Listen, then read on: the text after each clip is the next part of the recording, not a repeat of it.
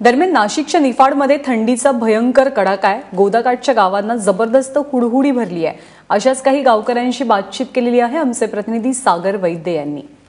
गेल्या 2-3 दिवसापासून राज्यातलं सर्वात कमी तापमान जे आहे ते निफाडमध्ये नोंदवलं जात आहे। आता मी करंजगावमध्ये आहे आणि गोदावरीच्या या काठावर तब्बल 4 अंश सेल्सिअस पर्यंत तापमानाचा पारा घसरलाय।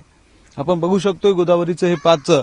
खरं तर आज नेहमीपेक्षा आज धुकं काहीसं कमी असलं तरी सुद्धा हवेतला गारठा मात्र बोचरी थंडी याचा अनुभव देणार आहे।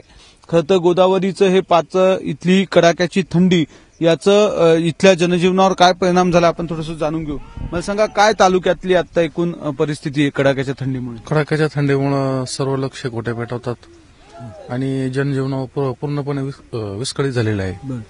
आणि येथील शेतीची कामं आहेत ती किती वाजता? शेतीची कामे कमीत कमी 12 वाजेच्या नंतरच लोक घराच्या बाहेर पडतात।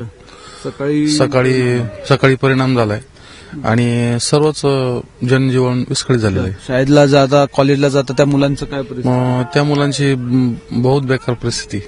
हो, आपण बघू शकतो एरवी खरं तर फार लवकर निफाडकरांचा किंवा शेतकऱ्यांचा दिवस सुरू होत असतो ग्रामीण भागातला, परंतु या कडाक्याच्या थंडीमुळे सध्या जे दिनक्रम जो आहे तो पूर्णपणे बदललेला आहे आणि याचा परिणाम सर्वाधिक मोठ्या प्रमाणावर जो आहे तो शेतकऱ्यांना आणि विद्यार्थ्यांना या कडाक्याच्या थंडीचा फटका जो आहे तो बसलेला आहे।